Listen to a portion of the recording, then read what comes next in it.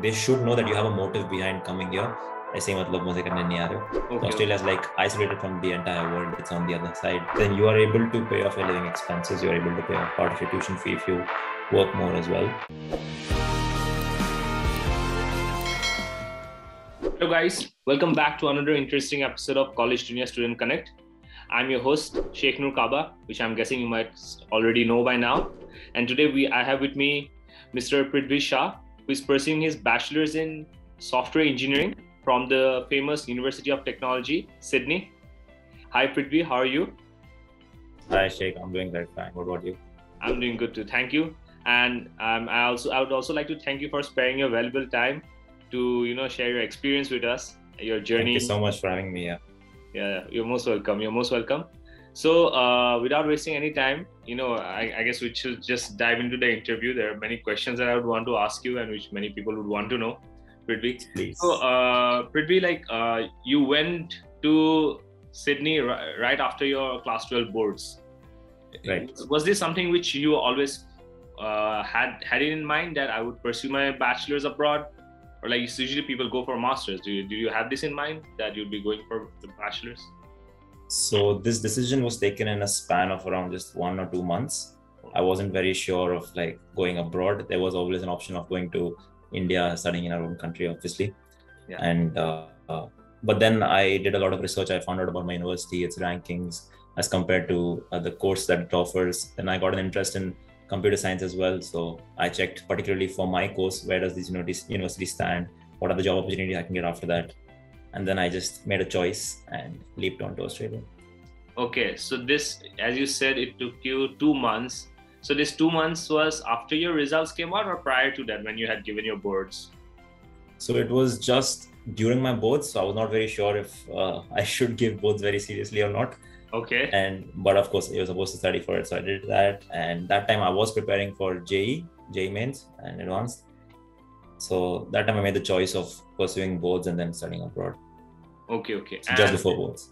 Okay, I'm sorry. When did you pass out your class 12? When did you complete your class 12? 2020. I'm in batch 2020. So right in the middle of the pandemic. Yes. So when did you actually end up giving your boards? I mean, I see people like I do not know. I have given my boards in 2011. So when did you actually end up completing your boards and getting your certificate, your mark sheets? So I gave my boards in 2020 Feb, and I got my mark sheet in like July 2020. Yeah. Did that have any effect on? Did it hamper your application process? Anything as such? In particular, not the application process, because anyways, I was applying for the Feb intake for Australia. So which is like around anyways 5 to 6 months away. Yeah. But it did not allow me to apply for the September intake for some universities here, because the results would come out in late July or August, which would be past the application date. And yeah, but that was fine. Like I was able to take on the autumn session. So Feb is autumn here. And that's the first session. So I was able to apply for that successfully. Okay. So anyways, you were already preparing to join for the autumn session. So it didn't hamper your process.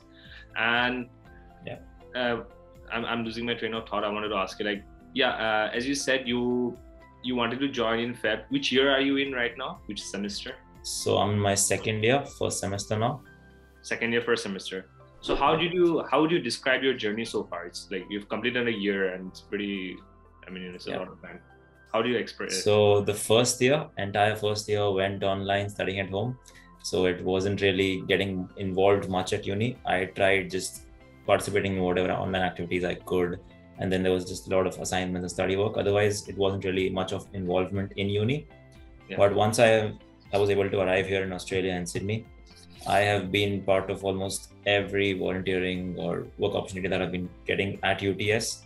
And yeah, so now it's been a completely different role. Like in my place back, I was just sitting free at home and only for assignments I would look back at uni work. But now it's just for everything I'm involved at uni, which makes it like worth the time.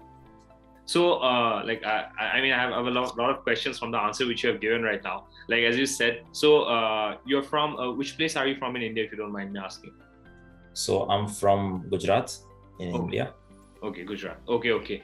So you were based in Gujarat for the first year of your study.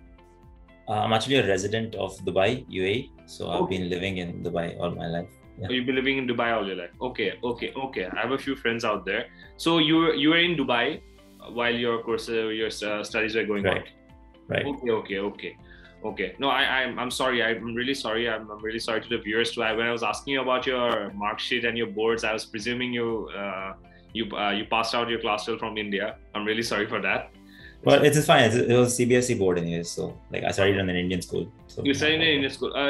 Okay. I guess that is it that what's the name of the school? I'm just trying it's to. Indian High School, Dubai. Yeah, Indian school in Dubai. Yeah, we had an exchange program when I was studying in my school. We had an exchange program, and I have a few friends from there.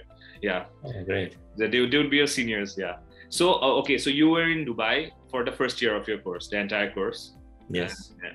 And you had to pay the full tuition fee. Was there any waiver provided to you guys since you guys were not, utilizing all the facilities? No waivers. None at all. Okay. None. Okay. Okay. And as you said, you're making the most of your opportunities, and which is what I also suggest most of the people who go abroad to do.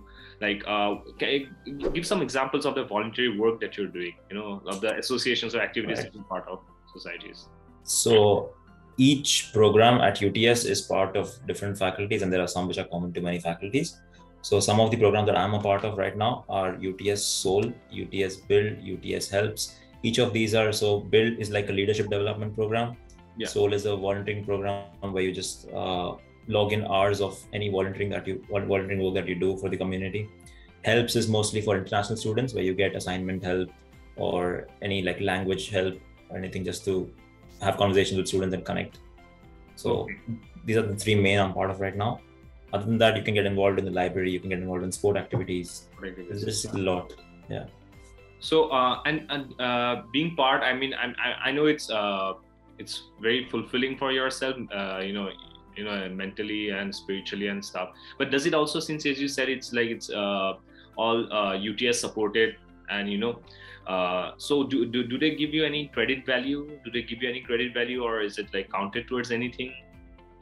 So you do get, it does count on your AHEX, which is the higher education certificate that you receive at the end of your degree. So it does count on that, and you get certificates for the same, obviously. Okay. And there are some programs which are paid as well, so you can do paid volunteering as well. So would you suggest what would you suggest to the students, who would like to, because you're in an engineering course and you must be already having a lot on your plate. I mean, engineering is not easy, be it in any country. Yeah. In India, it's my dad wanted me to do engineering. So would you suggest, do you think it takes up a lot of your time, or it's kind of a nice distraction or a refresher for you, when you go and do these activities? So that really depends on the person, but from my personal experience, because for 1 year I had just been sitting at home, I felt like I should just come here and make the most of my time and just get involved as much as possible. And it's very, very rewarding. So if you're able to put in time for that, then you might as well just do it, because there's nothing to miss out on. There's a lot that the university has to offer, not just my university, any university in the world. If you just need to get involved at whatever activities they have.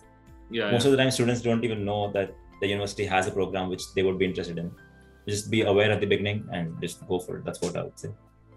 So did your university, I studied in the Netherlands, and my university had almost all universities, be it in any country, including ours, they host a student fair, open day, or the first day of during the orientation week. So did your university provide such, where you'd be, all societies and the clubs would, have stalls and where you can go and sign up? Yeah, of course. So the first year when I was back in Dubai, there they had the fair, obviously, but that was only for students who were based in Australia. And then when I came back in my second year here, they had a 3-day orientation fair for everyone who was returning back on campus. And they were all societies, clubs with all their exhibitions, what the society has to offer. They were giving freebies, and it was just a blast. Yeah. I know. I collected a lot of stuff, when I went to the city. I got I was really excited, but then you're like, okay, yaar, वापस आना है India में, इतना सामान कैसे लाऊंगा? मतलब, my main thrill was I joined a lot of societies, and I also did the same thing which you are doing right now, joining a lot of societies. It's very rewarding. It's a good distraction for studies, and make the most out of it when you're outside. And तो मैंने भी मतलब वही तब बहुत जितना हो, I mean, whatever you're given, like you can't act like, so I was like एक दो pen जो भी है, it feels nice, it's like this organization which you have heard while growing up, and it feels very nice to actually meet them in person. और वही तो, और दोस्त नहीं बनाओगे तो मतलब दोस्त सोसाइटी में जाके बन देंगे ना, और कैसे जाए. Exactly. Like you just speaking my mind, like like I was a part of like this Amnesty student group and UNICEF student group. ठीक है, तो उसमें हर हफ्ते we would meet, or like once in a fortnight. So they have these doodle calendars, I guess, when you guys use that, like when yeah. So to all the viewers, doodle calendar is such, like, I mean, most everyone knows it, I guess, nowadays. Like I didn't know when I was out there. I'm pretty old school that way. So like you can put up, everyone can fill up the slots when they're available. So accordingly, when the maximum number of people are available, they hold a meeting accordingly. So me Amnesty mein, I was in the refugee thing, and in UNICEF I was in the children. So it was very nice to make new friends apart from your college, your classmates. Exactly.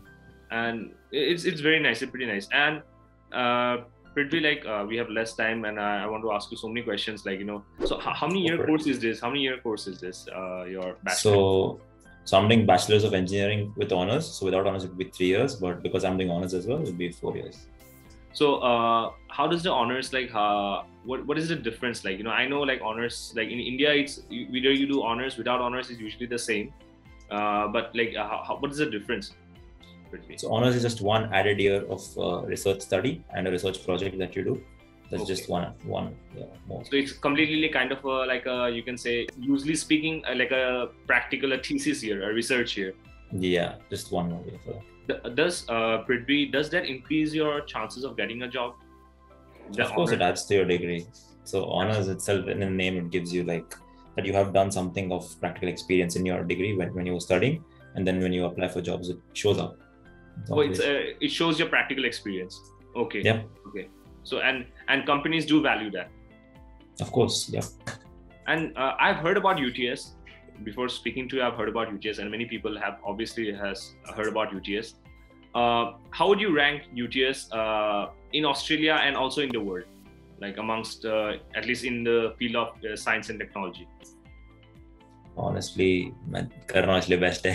I mean, obviously, but वैसे like like तब वैसे क्या Yeah. So honestly, then so in my field, in computer science and software, when I checked back in 2020, it was at number 13 in the world. Okay. Right now, it's the number one young university of Australia, which is under 50 years. It's not at number one. But if you were to see overall Australia engineering, it would be at around number 4 or 5. Okay. Close to that. That's in amazing. Engineering. That's amazing. Like, so you did look at the rankings before you applied. Yes. Was that a factor for you in deciding the university? It was one of the major factors. So for me, more than the country, I was looking at the university. So university rankings were something which were like very important to me. And then I looked at what the university actually has, like the campus and stuff like that. So ranking was one of my main priorities. Okay. And I would suggest that, like, I also suggest many people that, you should look at the rankings when you're going outside and spending a lot of money, even if you're based in Dubai, wherever you're. Should be worth it. Yeah, it should be worth it. Exactly. And what about like, I mean, you told me about the rankings. That was one main reason.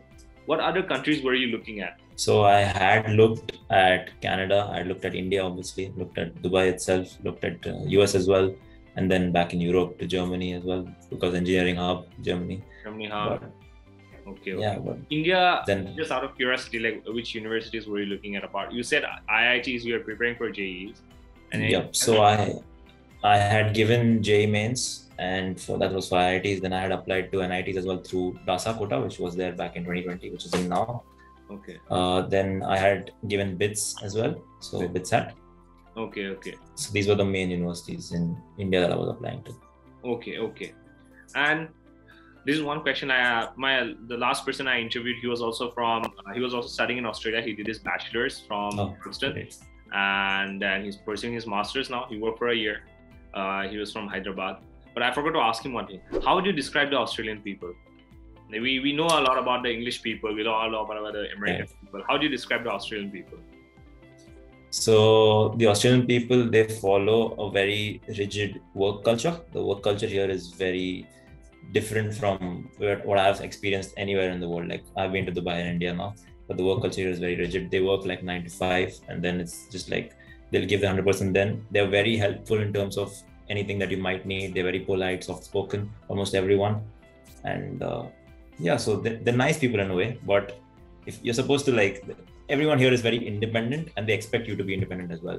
Yeah. Okay. So that's one major factor. Like, and obviously, if you're coming to a country abroad, you have got to be independent by yourself. You've got to be independent. Yeah, you can't rely on anyone. You can't. Yeah, I totally attest to that fact. Like, if you're going abroad, you have to learn to be independent. कोई किसी के लिए नहीं है. I mean, like, you know, एकदम सही. Yeah, and like I was there for masters. It was just a year, and it usually takes a year to actually make your friends, your pals. Like कहीं पे भी हम जब school पे भी थे, जब अभी तुम कॉलेज में भी हो, तुम्हारा तो पहला साल it went online. Now I guess you finished. It'll take you more than a year at least to know actually who are your actual friends, right? Exactly. And by the time I was already out of Netherlands. You know, I went and I was totally out. And as you said, like being independent is a big. Your school in Dubai was a day school, right? So in 11th it was afternoon, but in 12th it was. So they switched for us. Yeah. Sorry, in 12th it was day school. Day school. So what are the, I won't say difficulties, like, but did you face any difficulties adjusting to an independent life, in the sense, being all on your own, coming, staying with your parents, and then suddenly coming in? It's a big change in your lifestyle, and coming to a different country altogether with a different culture, because it's a huge a lot of difference in culture. How would you describe your experiences, and if any difficulties you faced? बहुत मुश्किल थी. So there's like a lot of difficulties. But of course now we get used to it after like a period of time. So starting, it was main difficulty I faced was the time difference from my place. There was like a 7-hour time gap. So Australia is like isolated from the entire world. It's on the other side. Yes. So even from India, it's like a 5.5-hour time gap right now. So adjusting to class timings, that time was an issue. After that, I would say, so in Dubai, obviously I had my parents with me, I had a family with me. Here I just came alone, all by myself. I had to look for housing, accommodation, then studying by myself, forming a routine, working as well. So managing time was something which it took me time to get used to it. But once you do it, then it's all going to be worth it at the end. Okay. What is one advice would you give to the students who are aspiring to come to Australia? Like, as you said, like you found it difficult adjusting to time. What other difficulties did you see your friends, someone from India coming, or anywhere else, like what else did they find difficulties? Like, I'll come to the housing, and I'll obviously, you said about housing and jobs. These are two questions which I'll obviously come to. But what did you advise the people coming here? What should they expect? So one very important thing before you just take a jump and you come to another country, I would just say is just be aware of what you are getting into. So ऐसे मतलब मत आ जाओ, देखो कि क्या है, और मतलब check out what your university has to offer, check out what kind of jobs you can find, what other people are doing, what your seniors are doing. Talk to people before you come here, and just try to get involved with uni life, and just don't ever feel like you're alone here. There's a lot of support available for you. You just need to go out there and ask for it. So, okay, that's nice. And how strong is the Indian community in your college? Like, I won't ask you about other colleges. In UTS, what would you say is the population of the Indian students in UTS overall, bachelors and masters? So I can't give like a specific number to that. Rough estimate. Like, how many people It'd be like, how many Indians do you think you know? So there's plenty, because there's this UTS Indian Society that we have, which I'm part of. So they host a lot of events, and they're usually merged with a lot of other universities like UNSW and Macquarie. So there's a lot of Indians that do come to those events, and I have seen an event with like over 300 people as well.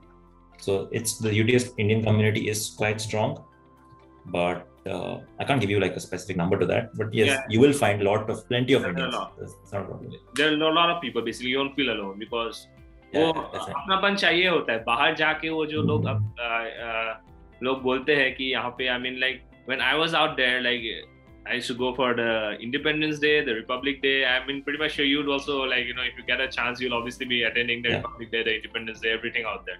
Definitely. Yeah. And so coming to Sydney and the accommodation. So Sydney is one of the most populous city in Australia. and it's very expensive, I guess. Yep. Yeah. So how was the accommodation? Like, did your university provide accommodation?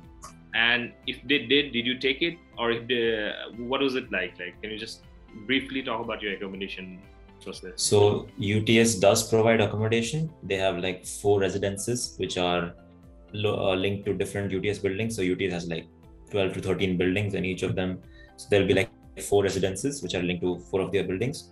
And I personally did not take that accommodation because I was finding it out of my budget. So I took a room elsewhere. But coming to Sydney, I mean the UTS accommodation, so they have a lot of options. There's like 6 room share, 7 room share. You could have your own single room, you could have a twin share. And they're all part of the other. So all 4 residences are all different. Almost all of them have facilities like laundry included, air conditioning. There's common rooms like for playing or just for leisure activities. The UTS housing itself is a community where you can, have a lot of friends, and there's a lot of events happening just for the people living in those particular housing. Okay. So yeah, that's what the housing is about. And they have their website itself where they just give you information about off-campus accommodation as well. So for students that arrive at Sydney, there's just one website which UTS offers where they give you links to how to find accommodation if you're not wanting to stay with UTS housing as well. Okay. So they are helpful in that sense. So did you did that website actually help you in finding accommodation, or did you find it through some other source? So I did navigate through that, but the one I'm staying in right now is through another source. Through another source. And what is the kind of accommodation you're staying in right now? Just like, is it a shared or it's a single studio apartment? So it's a 2-bedroom share where I have a room, and I'm sharing. It's a twin share room with a friend with a friend, and yeah. Okay. So you said like the UTS accommodation, you said like it was out of your budget. Like, I'm just asking you, like, if you don't mind sharing. So like you said there are 6 sharing rooms, 7 sharing rooms, 7-seater rooms. Even those were expensive? So I believe when I was checking out, that was back in 2021. That time the prices were around 340 to 360 AUD per week. That was the minimum price, and that must have been for a 6-room share. Wow, that's expensive. So the range of prices are provided at the UTS housing. Yeah, it is. So there's a range of prices provided at the UTS housing website. You lodge in your application, you find out about the current prices, and then you can just carry on with the application. So when I did, I got to know about all the prices, and the cheapest option itself was out of my budget. So I just went for off-campus. So the cheapest option which you found is currently half of what you're paying, or like just a rough estimate, sort of to provide some guidance to the students who would be wanting to go to UTS and plan accordingly. So I forgot to mention this, but at that time there were twin shares which were available for 190, 200 as well. But they were not available because they were all taken. So I had applied a bit late, but there are options where you can really get for 190, 200 as well. So not to worry about that. But yeah, and as of now, I'm paying like half of what I said, like 340 was the minimum. I'm paying around half of that. And your current housing is inclusive of gas, water, electricity, which yes, all inclusive. All inclusive. That's great. And so this was your accommodation experience. Was it difficult finding a house? Last question about the accommodation. Was it difficult finding a house? Because Sydney is a very populous city. So when I arrived, there weren't a lot of international students coming in because they had just opened the borders for us. Okay. So at that time, it was getting a bit crowded. But if you did book in inspections, and if you did put in an effort to really go every day to different places and find out what you really want, talk to agents, then it would be done quickly. But as of now, if you were to arrive, I would say you need to really work a lot harder because it's getting full. But yeah. What was the source you used, if you don't mind sharing, Pruthvi, to the students? Yeah, of course. So there's a lot of official websites like realestate.com.au, there's Gumtree, there's domain.com.au, there's Facebook Marketplace is a wonderful place. You can always chat. I agree. Yeah. And so these are some of the sources. So these are the sources you used, and you managed to find a place. So how long did it take you estimate roughly to find a place? It took me 3 weeks. Exactly 3 weeks. And where did you stay for those 3 weeks? So I had a relative here, and I stayed with them. Okay, thankfully, or else it would have been very expensive, I guess. Staying. Yeah, definitely. 3 weeks. Yeah. So the friend I am staying with right now, he had to book in an Airbnb and he had to stay there for around 2 weeks. But it burns a hole in the pocket. Yeah, it does. And so one question about, like, it's a personal question, but which I guess many of the viewers, students would want to know. Are you funding the course yourself or did you get a scholarship? So I got a partial scholarship of 25% per year. That's amazing. That's amazing. That was based on academic merit, but yeah, that's it. Okay, and so and the rest you're funding, do you take a loan or anything as such, or you're just funding it yourself? Your parents are funding it? The rest is being funded by my parents. So. Okay, and what do you think, like the application process? I mean, it's laid down in the university website, I'm pretty sure. But what did you, just like a pointer, some tips to the students who are applying, what do you think UTS actually looks at apart from the academic merit? Like, we know the academic merit is the threshold. What else do you think like made UTS accept you and give you the scholarship? Apart from the scholarship, you said the scholarship was based on your academic merit. और क्या देखते हैं UTS, किसी को लेने पे? तो उस मामले में एक strong statement of purpose होना चाहिए. So your statement of purpose should really tell that why did you choose UTS? Why did you choose Australia in the first place? Why did you choose your course and what are you planning to do with it? Like, they should know that you have a motive behind coming here. ऐसे ही मतलब मजे करने नहीं आ रहे हो. ठीक है. So to approve that, obviously academic merit is the first thing they check. The next thing is the statement of purpose, and the rest is just the eligibility requirements. Like, you should have a IELTS band of 6.5 above. Yeah, and then for particular courses, they'll ask you for your minimum grade. Like 8R is the measurement here, but in CBSE it's percentage. So I would say for my course it was around 85. But 85. Yeah, it's listed in the website. So SOP के लिए, Pruthvi, SOP के लिए, you said it's a very strong. So how did you mix it up? Did you like I always suggest people to keep it a mix of both professional and personal, not to make it too personal or not to make it completely professional. What would you suggest? Because I mean, UTS is one of the best ones you're studying in. So coming from you, I mean, it'll be very helpful. Like, just like what to include in the, as you said, like what should be the mixture, like the balance that one should maintain. So yeah, so when it comes to statement of purpose, I would really say that you try to let the university know that you are really aware of what you're getting into. So the most important thing is you let them know that you have some experience in the field that you're getting into. You really want to explore that more and how the university can help you. So if you can, then research on what the course actually has to offer, some subject that you're going to do, and tell them that, yes, I know that you're giving me this, and I will make sure that I make the best out of it for myself. Other than that, personally, just try to express your interest in the topic and what you have done to really show that I really like this and I want to get into this in the future. This is something I'm looking at. Just be clear in any sense and don't really wander off in different directions. Don't go to don't mention anything which is not related to your course or to your area of study. Just keep it concise and have a strong purpose. That's all. That's why it's called statement of purpose. Yeah, strong statement of purpose. Yeah, I totally agree with that. And are you working part-time now? Like I'm jumping because we have shortage of time, paucity of time. So are you working part-time, Pruthvi, or like do you intend to? Yeah, I am working part-time and casually at the moment, as the limit has been removed recently. So before there was a limit of around 40 hours per fortnight, but it's no longer there. So where are you working, Pruthvi? So as of now, I am working one in Boost Juice Bars. It's a juice bar where we make, that's part-time role. Okay. And I'm working at the UTS library as well as a casual role, as a library guide. Okay. And I mean, does it, I mean, the minimum wages are there in Australia and I heard it's pretty high. So does that actually it enables you to have a good life, I guess, I suppose. Of course, then you are able to pay off your living expenses. You're able to pay off part of your tuition fee if you work more as well. And there are, of course, a lot of stipends they provide, and the rates at weekends and the rates at even the public holidays is higher if you work on public holidays. Okay.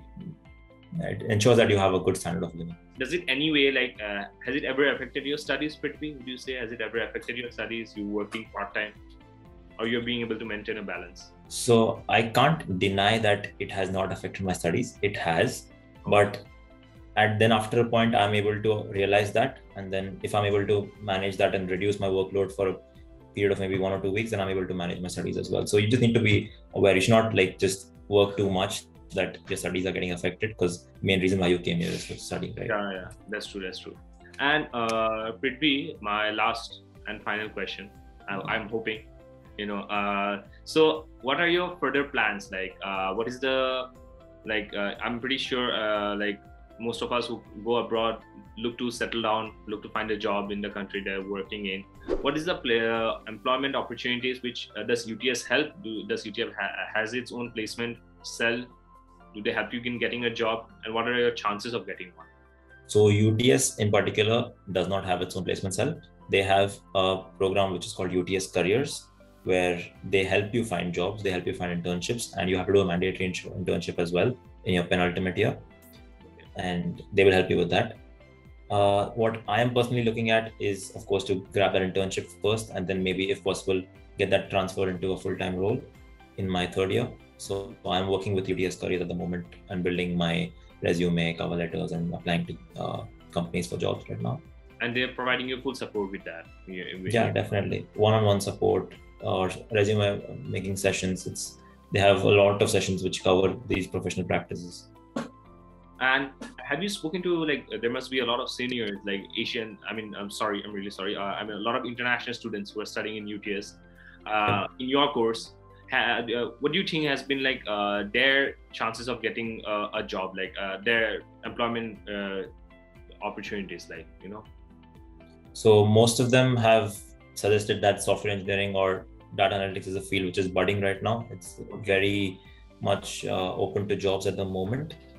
There will be competition in the future, obviously, but as of now, it's going pretty open in the current scenario of Sydney. Okay. And they have been backing a lot of internships as well. There's a lot of posts on LinkedIn that I continuously see with seniors just bagging a lot of great job opportunities. So it's a good time to be in Sydney right now, especially for software and computer science. Okay. And yeah, other than that, in terms of seniors, they just give you a lot of advice on what you should be doing. So build a very strong LinkedIn profile, because LinkedIn is one platform which is very much used here by recruiters. Okay. And as well as make sure that you have a good resume, you're communicating with the company you want to get into, not just filing an application and leaving it aside. You need to be specific with where you want to go. So as you said, like, you're trying to get a job in the company where you're going to intern in, right? Right.